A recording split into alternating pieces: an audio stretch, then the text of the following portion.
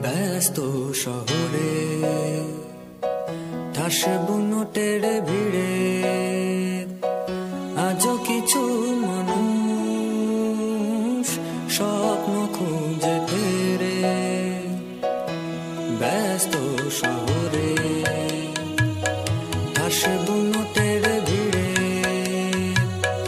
আজও কিছু মানুষ স্বপ্ন খুঁজে ফেরে। ক্লান্ত শরীরে মানবী মানে থমকে থাকায় মন বেঁচে থাকার আদিম সুখে